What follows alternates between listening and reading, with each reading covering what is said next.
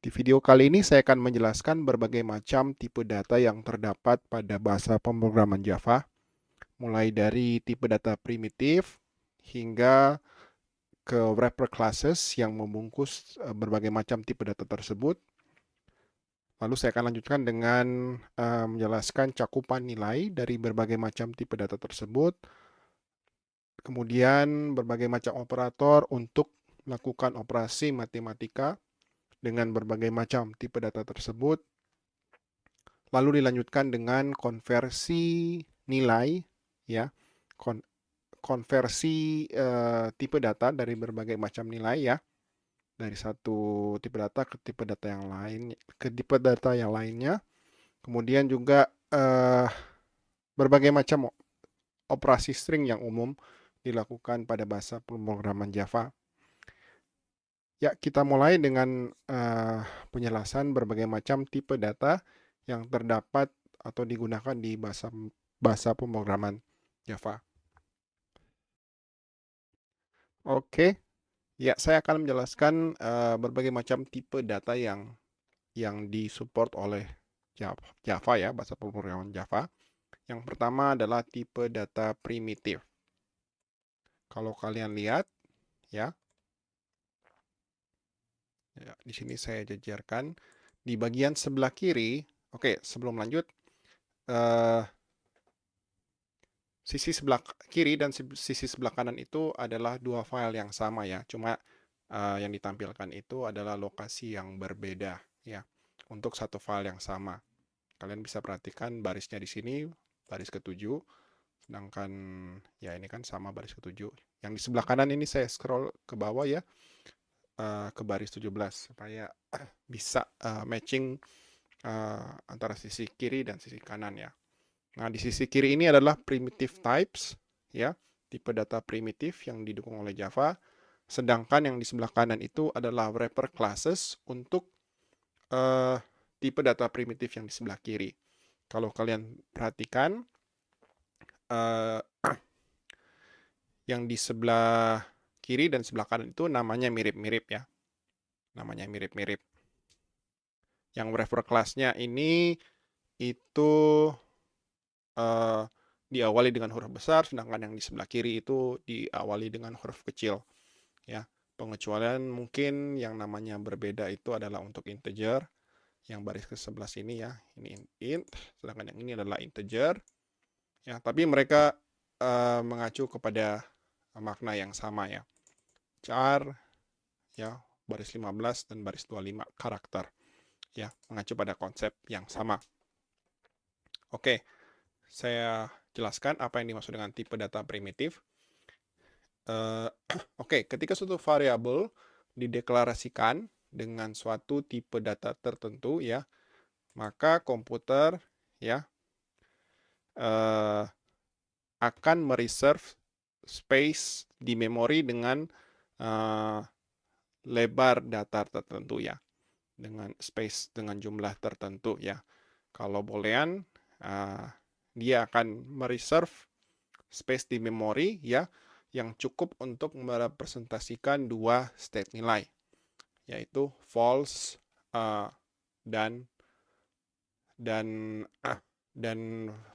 true ya, hanya false dan true. Otomatis space yang dibutuhkan untuk menyimpan dua state nilai ini, false dan true, itu akan lebih sedikit dibanding kalau misalnya kita menyimpan value dalam bentuk bilangan bulat ya.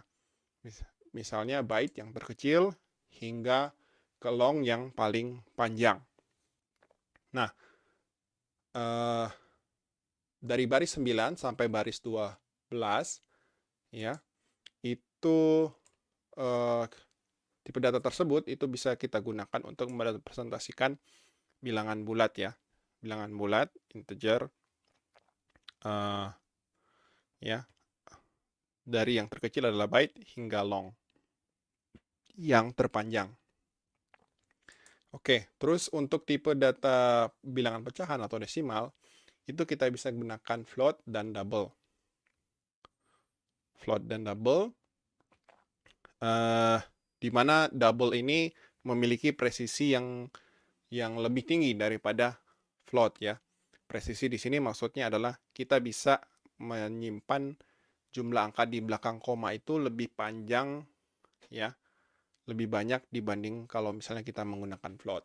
Sedangkan untuk char di sini untuk karakter ya, karakter tunggal ya, setiap variabelnya itu bisa menampung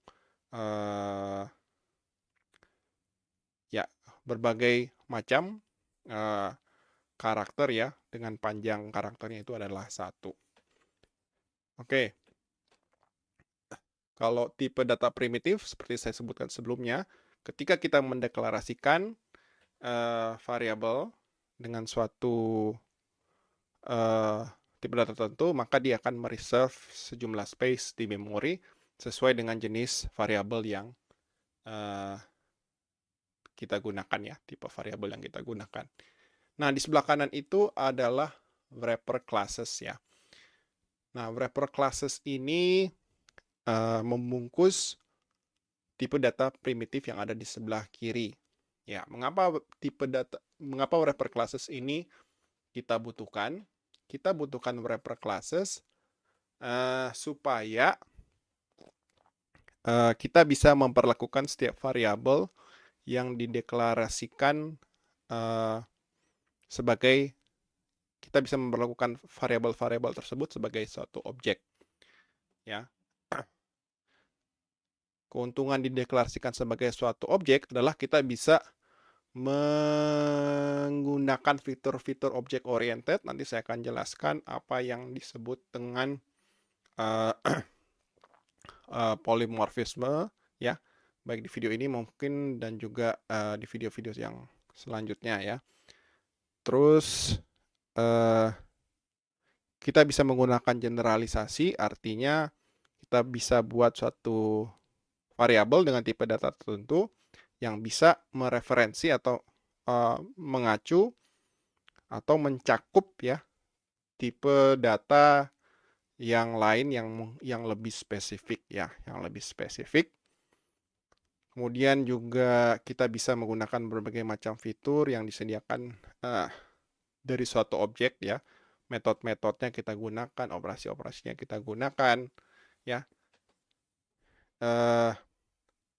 Dari keuntungan-keuntungan tersebut itu tidak bisa kita pakai kalau misalnya kita hanya menggunakan tipe data primitif ya. Jadi ada keuntungan-keuntungan yang bisa kita manfaatkan jikalau kita menggunakan wrapper classes yang ada di sebelah kanan ya. Nah, kalau kalian perhatikan ya namanya mirip-mirip ya. Yang membedakan adalah huruf depannya aja ya. Kalau yang wrapper classes ini adalah boolean adalah huruf besar di karakter pertamanya, sedangkan yang primitif itu huruf kecil. Nah, untuk tipe data string sendiri ya di Java, jadi tidak ada tipe data primitif string di Java, tetapi yang ada adalah string itu dianggap sebagai kelas atau objek ya, kelas atau objek. Jadi dia merupakan suatu struktur data yang di dalamnya itu terdapat karakter ya, rangkaian karakter ya, yang dibungkus oleh suatu kelas yang kita sebut sebagai string. Tetapi pada saat deklarasinya ya kita tidak perlu menambahkan stringnya satu persatu, tapi dengan compiler Java sendiri dia sudah bisa mengartikan bahwa string yang kita buat dengan menggunakan double quote di awal dan di akhir ya, literal string yang menggunakan double quote di awal dan di akhir itu diperlakukan sebagai string. Oke. Oke, jadi string di Java itu bukan tipe data ya, tapi diartikan sebagai suatu struktur data ya, yang terdiri dari rangkaian karakter. Oke. Jadi dia diperlakukan sebagai kelas atau objek. Nah, ya. Lalu pertanyaannya bagaimana cara kita mengubah tipe data primitif ini ke wrapper classes-nya ataupun sebaliknya. Nah, di versi Java yang lama itu ya kita perlu melakukan deklarasi seperti ini ya. Jadi ketika kita akan membuat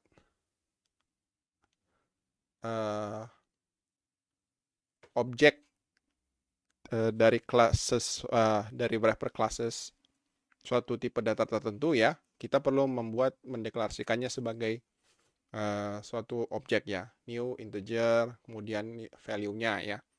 Jadi di sini R ini adalah objek dari wrapper instance ya, dari kelas 3 ini.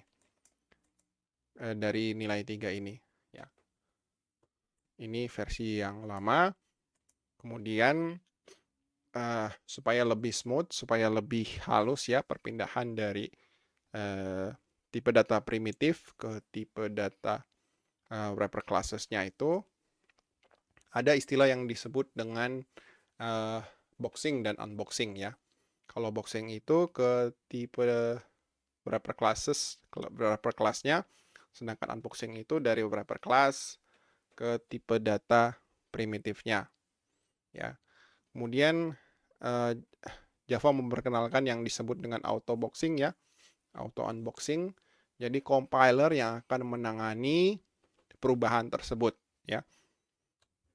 Perubahan tersebut. Jadi kalau misalnya ini integer ya, integer S sama dengan 3, ini kan tipe data primitif ya awalnya. Otomatis nanti akan berubah atau di wrap ke dalam bentuk integer huruf besar, wrapper class integer. Nah, begitu juga kalau misalnya R atau S kita berikan, kita assign ke variabel T ya. Variabel T dalam bentuk primitif integer. Nanti otomatis nanti T ini akan, S ini akan di unboxing ya. Kemudian di-assign ke variabel T. Ya. Jadi tidak perlu lagi kita menggunakan instansiasi seperti ini ya, untuk mengubah tipe data primitif ke tipe data wrapper class-nya. Ya. Kalau kalian lihat komentarnya ya, dokumentasinya, konstruktor integer ini di-deprecated ya. Jadi sudah dihilangkan di versi 9. Ya, sudah Oke. Ya, selanjutnya ya saya jelaskan mungkin lebih detailnya ya. Mengapa kita perlu wrapper classes ya. Nah, ini kalau kalian lihat di atas ya. Oke, saya jelaskan di sini. Ini deklarasi variabel yang kita gunakan di baris 36. Ya. Nah, di sini ada suatu array ya. Nama variabelnya adalah primitive ya, dengan tipe data double. Ya. Nah, di sini isi dari array para primitif ini saya isi dengan A ya. A, B, F, H. A itu adalah boolean, B itu adalah byte, F itu adalah float, dan H itu adalah karakter. Ya. Nah, kalau kalian lihat di sini ada error di bagian A-nya. Type mismatch cannot convert from boolean to double. Ya. Jadi compiler Java itu tidak bisa mengubah secara otomatis ya nilai boolean ke nilai double ya. Tetapi untuk tipe data yang lain, untuk karakter ya H, kemudian float, kemudian B itu adalah byte, itu bisa otomatis diubah ke dalam bentuk double, ya. Oke, jadi di Java sendiri itu untuk selama selama variabel yang di-assign ya, selama variabel yang menerima nilai itu cakupannya lebih luas, maka compiler akan otomatis bisa mengubah nilainya itu ke yang lebih besar, ya. Oke, saya coba contohnya long. Oke, saya coba B ya. B sama ada. Oke, G itu paling besar ya. G, F plus D. Ya, ini bisa dilakukan ya karena G ini adalah double, F itu adalah float, sedangkan D itu adalah integer. Ya. G ini double ya dan dia double precision ya. Jadi cakupan nilainya itu lebih luas, lebih besar, sedangkan D ini integer lebih kecil ya. Kalau float ini lebih kecil daripada double dalam hal cakupan. Jadi mereka F dan D ini bisa otomatis, float dan long ini bisa float dan integer itu bisa otomatis dikonversi oleh compiler untuk diberikan nilainya ke double ya, karena double itu cakupannya lebih besar. Tetapi kalau misalnya ini saya ubah ya, nah ini tidak bisa ya, karena cakupan integer itu lebih kecil dibanding double dan float ya. Nanti kalau misalnya dipaksakan ya, nanti nilainya itu akan ada yang hilang ya, karena cakupan float dan double itu lebih besar ya, karena dia mencakup informasi desimal ya, nilai-nilai yang berada di belakang koma, dan kalau dimasukkan ke integer nanti informasinya itu tidak, nilainya itu tidak akan dapat direpresentasikan dengan bilangan bulat ya. Nah, untungnya karena ini double ya, jadi B, F, dan H yang ada di sini ya, byte, float, dan karakter. Ya, karakter itu ada representasi nilai integernya ya. Nanti saya akan jelaskan di konversi nilai. Bisa dikonversi otomatis ke double oleh compiler. Tapi A ini hanya bernilai false dan true, itu tidak bisa otomatis dikonversi oleh compiler ya, sehingga menyebabkan error. Ada ketidakkompatibilitas di sini ya, tipe mismatch ya. Nah, kalau misalnya saya representasikan primitifnya itu dalam bentuk box ya, box primitif ya seperti ini ya. ILNP itu adalah ya sama dengan yang di atas tapi dalam bentuk wrapper class ya. I boolean, L itu adalah integer, N itu adalah float, dan P adalah karakter ya.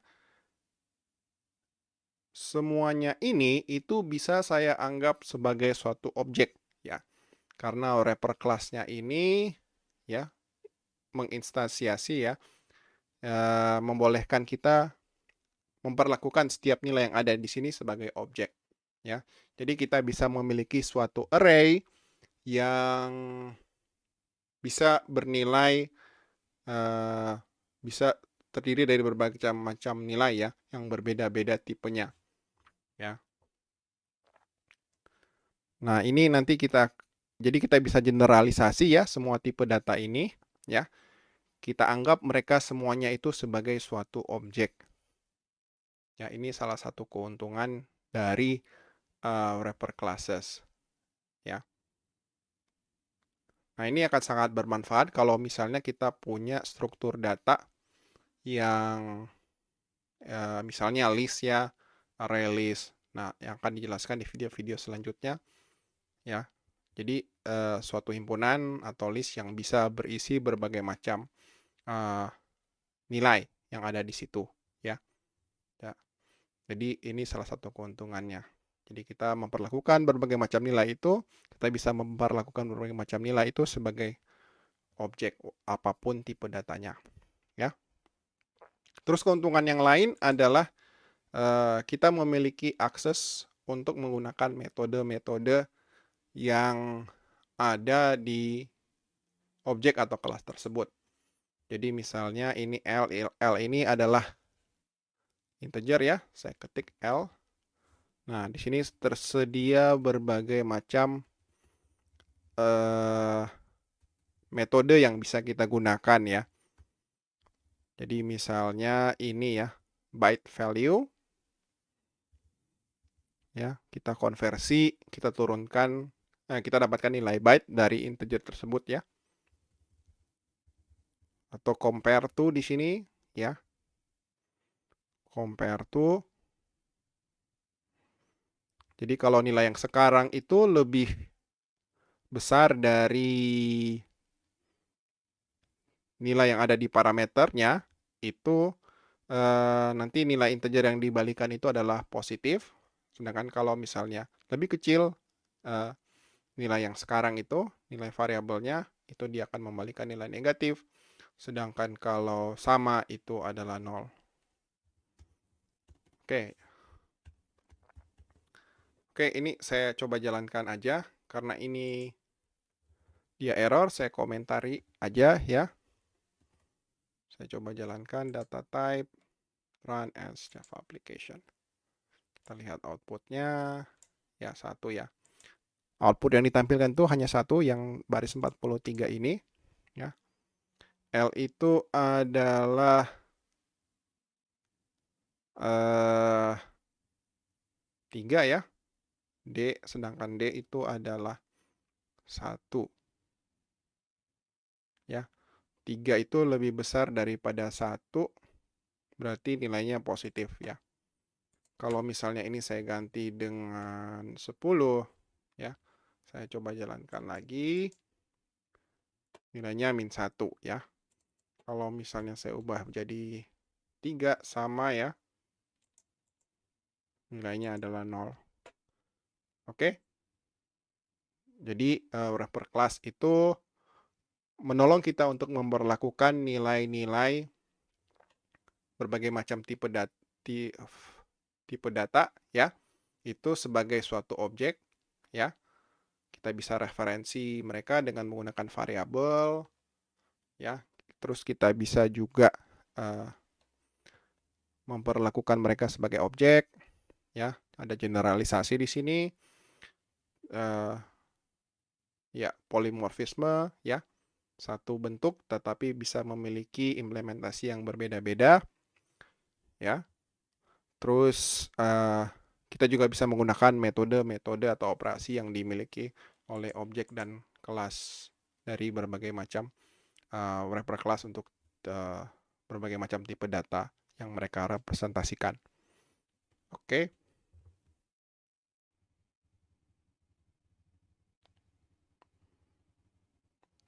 Ya, saya lanjut lagi dengan cakupan atau range dari berbagai macam tipe data ya.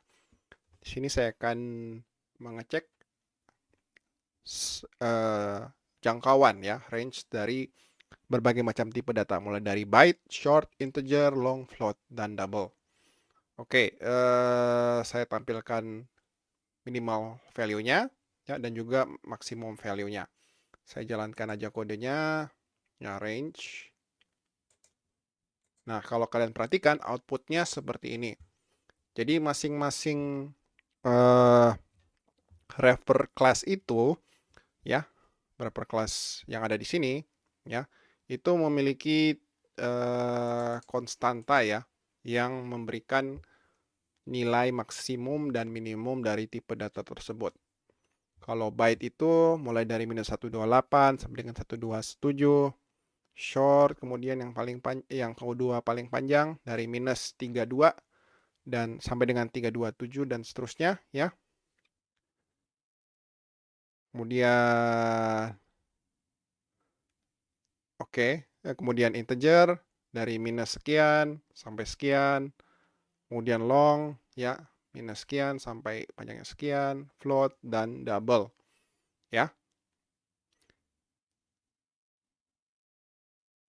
Oke.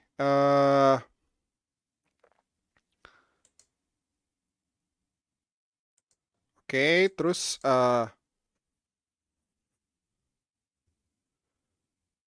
oh ya, ada di sini saya salah ketik, di sini harusnya adalah min, bukan mix ya.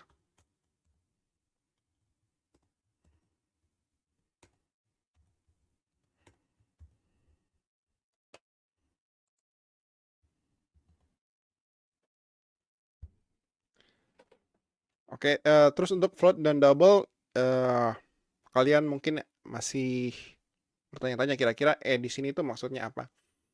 Itu di sini itu seperti ya 1,4 kali 10 pangkat minus 45 ya. Ya, cakupan terendahnya ya seperti itu.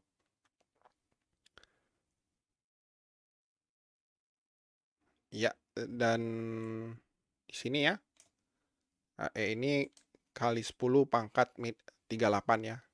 Kalau yang di sini kali 3 kali 10 pangkat 3 08 ya. Cakupan nilainya ya seperti itu.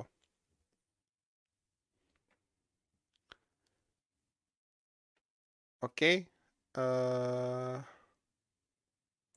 Ya, demikian video untuk cakupan nilai dari masing-masing variabel tipe-tipe data ya. Dari masing-masing tipe data. Oke, saya lanjut lagi dengan operator ya. Jadi Java itu memiliki berbagai macam operator ya. Jadi mulai dari operator logika untuk operasi boolean ya, aljabar boolean, ada juga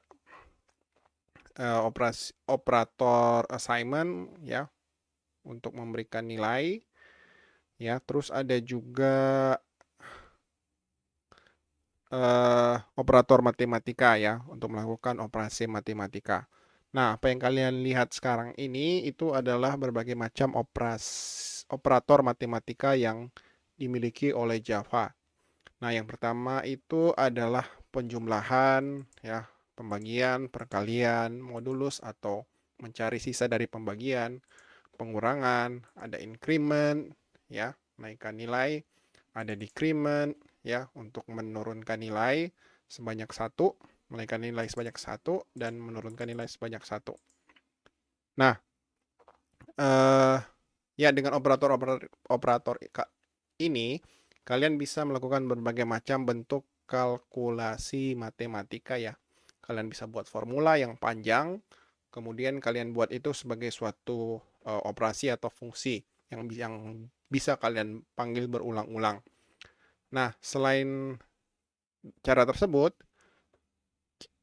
kita juga memiliki Java juga datang dengan kelas bawaan matematika ya, yang kalian bisa gunakan fungsi-fungsinya untuk melakukan berbagai macam operasi matematika yang lain. Nah, apa yang kalian lihat di sini adalah power ya. Power itu adalah pangkat.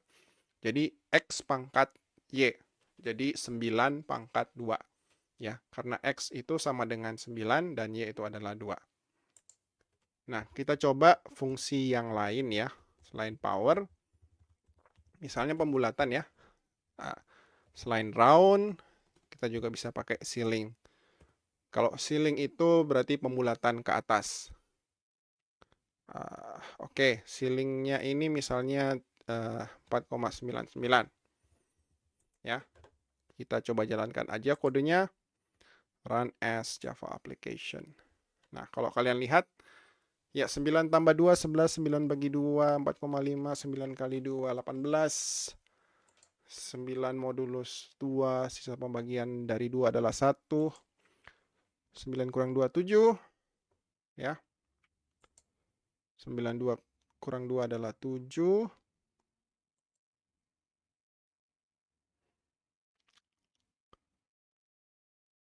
Oke,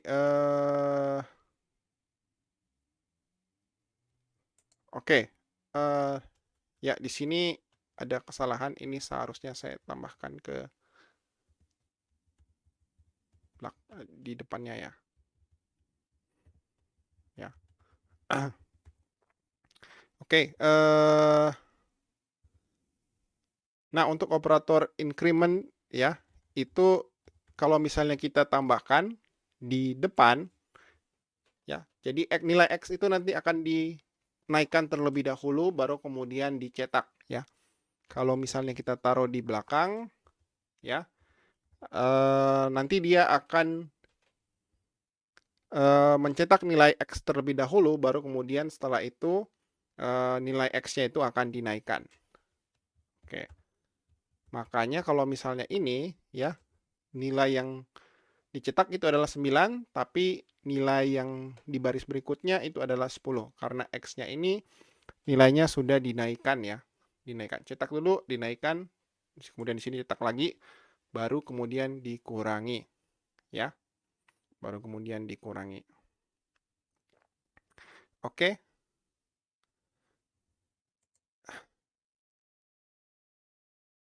Ya.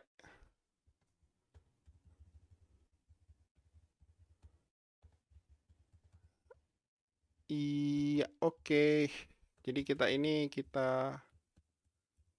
pindahkan ke depan. Saya jalankan lagi terlebih dahulu. Oke, jadi seperti ini ya.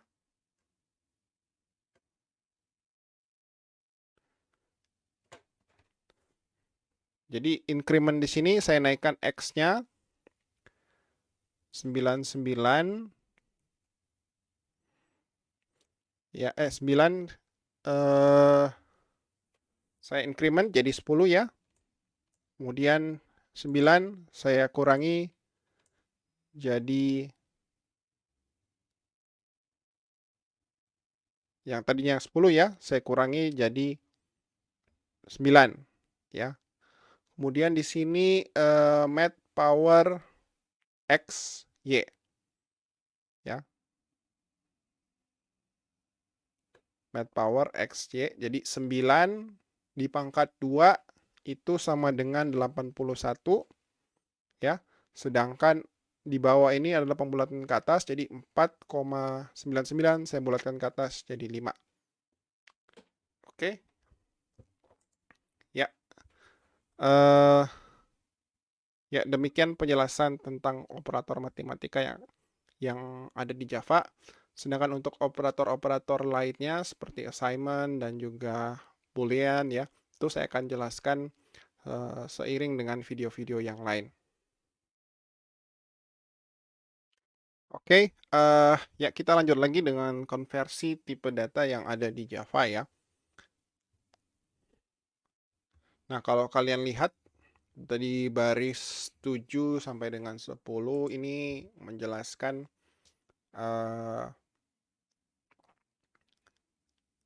ya automated conversion ya. Jadi di sini kan kita dapat 4 variabel C, A, B, D masing-masing dengan tipe data yang berbeda ya.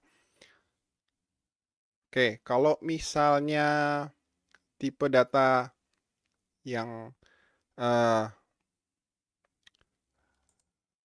diberikan nilai itu lebih besar ya, cakupannya itu range-nya itu lebih besar daripada tipe data yang lain, maka compiler dari Java itu akan secara otomatis bisa mengkonversi nilai-nilai yang ada di sebelah kanan sama dengan itu ke tipe data yang ada di sebelah kiri ya. Asal tipe data yang di sebelah kiri dari sama dengan itu lebih besar daripada tipe data cakupannya ya, lebih besar daripada tipe data yang ada di sebelah kanan ya. Otomatis bisa dikonversi. Oke, saya coba jalankan aja ya. Yang lainnya saya komen terlebih dahulu. Ya. Oke, sorry. Type conversion, run as. Ya. Jadi di sini otomatis nanti akan ditambahkan ya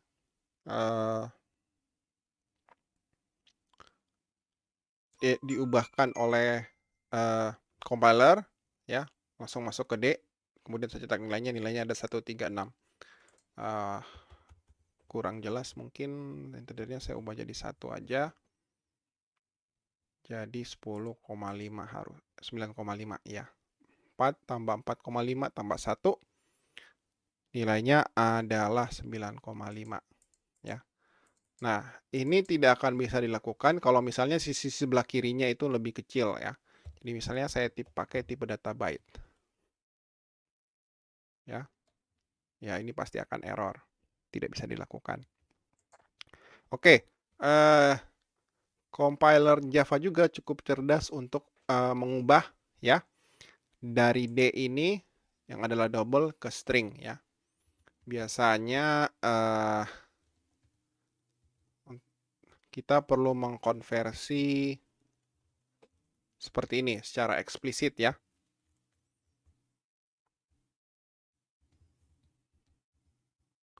Kita gunakan string untuk mengkonversi nilai dari D. Tapi karena Java di versi-versi terbaru ya, itu sudah cukup cerdas compilernya untuk mengetahui kalau nilai yang akhir yang dibutuhkan itu adalah string. Jadi ya, nah di sini kan sistem outprintln ya, dia membutuhkan nilai string ya, X. Jadi pada saat operasi concatenate yang ada di sini, itu compilernya akan secara otomatis mengubah double D ini ke dalam bentuk string ya. Kalau mau secara eksplisit juga bisa, jadi kita pakai kelas string, kita pakai metode value of D ya, value of double. Nanti balikannya adalah string yang kemudian akan kita concatenate atau sambungkan dengan string yang ada di sebelah kirinya ini ya. Nah, selain dengan menggunakan kelas, automatic inference juga dari Java-nya, compiler Java-nya, kita juga bisa menggunakan eksplisit ya, menggunakan casting. Ya. Dengan menggunakan casting ya. Jadi kita bisa mengubah nilai suatu nilai ke nilai yang lain itu dengan menggunakan casting. Casting itu cara mengekspresikannya adalah dengan menggunakan tipe data yang berada di dalam tanda kurung ya, yang kita taruh di depan variabel. Nah, di sini D ini kan tipenya double ya. Kita ubah ke dalam bentuk integer ya. Nanti kalau kalian lihat casting ini hanya akan mengambil nilai bilangan bulat dari variabel tersebut, tetapi tetapi tidak menyertakan nilai desimalnya, nilai koma dari variabel tersebut. Kalau misalnya kita jalankan, ya seperti ini ya. Jadi D ini dulu terlebih dahulu dikonversi ke dalam bentuk integer, double ke dalam bentuk integer. Nilai bilangan bulatnya saja yang diambil. Nilai pecahannya disisihkan, jadi nilainya adalah 9. Oke.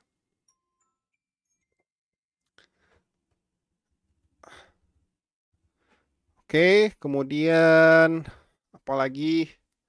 Oh ya, saya balikan dulu ya. Di sini byte.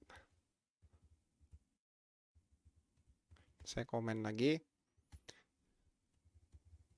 Nah, pertanyaan selanjutnya adalah apa yang terjadi kalau misalnya nilai maksimal ya, nilai maksimal dari suatu variabel itu melebihi dari cakupan nilai yang ada ya. Oh, sorry, ini harusnya adalah byte.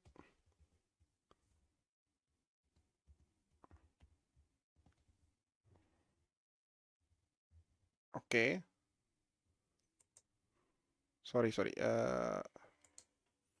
Oh ya, apa jadinya kalau misalnya ya, suatu variabel itu kita melebihi dari kapasitas nilai yang ada ya. Ya, jadi misalnya byte di sini itu kan 127 ya. 127 maksimal. Kemudian saya tambahkan dengan 1. Ya, berarti 128. Jadi A ini adalah 128. Ya, kemudian kita konversi ke byte. Sedangkan byte di sini maksimal adalah 127. Oke, kita coba aja, kita coba jalankan. Oke, jadi kalau misalnya suatu tipe data ya itu melebihi dari kapasitasnya ya pada saat konversi, nanti selisihnya itu kita tambahkan ke nilai paling rendah. Dimulai lagi dari nilai paling rendah dari cakupan nilai tipe data tersebut ya. Jadi misalnya di sini ya, byte minimal value-nya ya. Kita cek dulu minimal value-nya berapa. Misalnya ini X ya. Kita cek minimal value-nya berapa. Minus 128 ya. Minus 128. Jadi kalau misalnya lebih ya, maka konversinya itu akan, ini kan 127 ya. 127. Jadi kita mulai lagi ke nilai yang paling bawah, yaitu minus 128. Kalau misalnya ini saya naikkan lagi jadi 2 ya.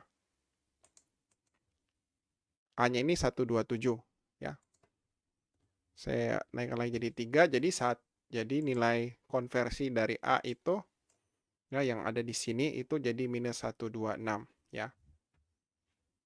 Ya. Karena nilai A sendiri itu ya ini kalau misalnya saya tetap dalam bentuk integer ya itu 130. 130 saya kurang 127 lebih 3 ya. Maksimalnya 3. Jadi mulai minus 128, minus 126 dan minus 127, kemudian minus 126. Oke. Jadi itu adalah yang saya jelaskan ini adalah kejadian ketika nilai pada saat konversi itu melebihi dari kapasitas yang ada. Oke, saya lanjut lagi. Selanjutnya adalah konversi dari string ke integer. Nah, konversi dari string ke integer itu kita bisa menggunakan kelas ya wrapper class ya. Di sini integer, kemudian kita panggil metode parse integer. Jadi dia menerima string 31 ya, nanti dia akan dikonversi menjadi integer ya. Tipe datanya ini string, ini integer. Oke. Itu dari string ke integer.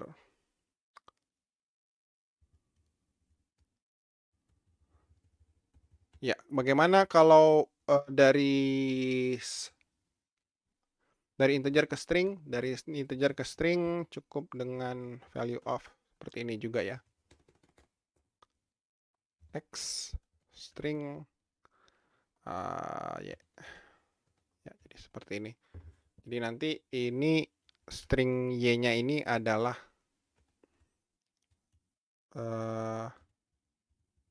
string dari value x. Oke, seperti itu. Ini kalau yang baris 19 itu dari string ke integer, sedangkan baris 21 itu dari integer ke string.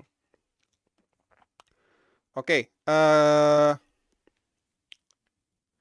selanjutnya saya akan jelaskan tentang konversi dari integer ke karakter ya. Dari integer ke karakter. Ya. Yang sebelumnya saya komen terlebih dahulu.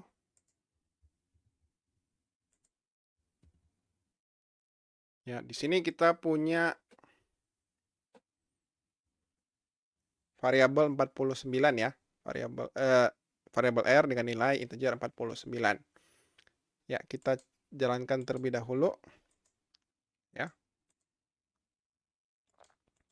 Oke. Integer R, integer ya 49, saya cetak 49.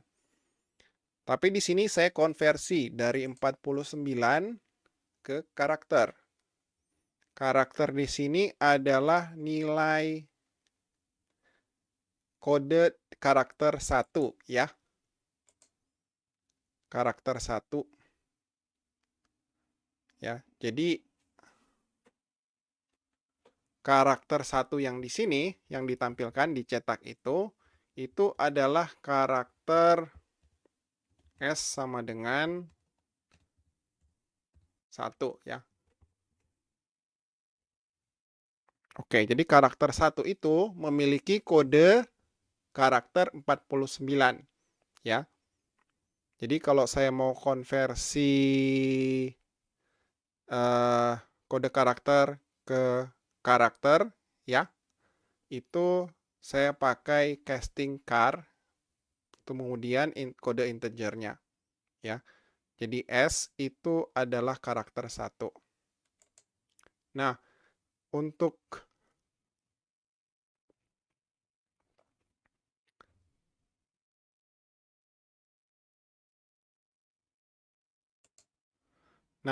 kebalikannya ya, kalau kita ingin mendapatkan kode karakter dari suatu char ya, itu kita mesti casting char-nya, S ini kan char ya, 1 ya, ke integer ya. Nah, setelah itu kemudian kita bisa dapatkan kode karakter dari karakter tersebut ya. Ya, untuk 2 baris terakhir yang ini kita abaikan saja ya. Ya, karena ini tidak digunakan untuk demo kali ini. Oke, jadi saya jalankan aja lagi ya. Jadi ya seperti ini.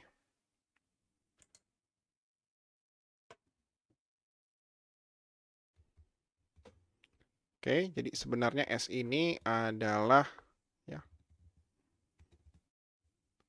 1. Di sini adalah karakter ya, karakter 1.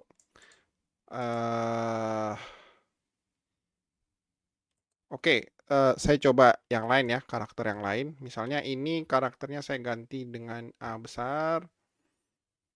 Kira-kira A besar itu nilainya 6,5. Kalau A kecil itu adalah 97 ya. Oke. Ya, kayaknya saya perlu menjelaskan lebih lagi tentang kode kode karakter ya. Oke. Ya, kalau kalian cari di internet tentang ASCII code atau karakter code ya. Jadi ASCII code itu adalah standar pengkodean ya untuk karakter ya. ASCII ini adalah kependekan dari American Standard Code for Information Interchange ya. Dan seterusnya ada juga berbagai macam standar yang lain ya. Nah, untuk menjelaskan kode yang saya tunjukkan tadi ya, kode karakter dari angka 1 itu adalah 49. Nah, ya di sini ya. Jadi ini adalah karakternya 1, kode karakternya adalah 49 ya. ASCII code-nya. Tadi juga saya sudah tunjukkan A ya, huruf A itu ya 65 ya untuk A besar, sedangkan untuk A kecilnya itu adalah 97 ya. Jadi yang dimaksudkan dengan kode karakter yang saya demokan tadi itu adalah yang seperti ini ya. Jadi kita bisa konversi dari integer ke karakter ataupun sebaliknya dari karakter ke integer. Ya, silakan coba dicek di internet.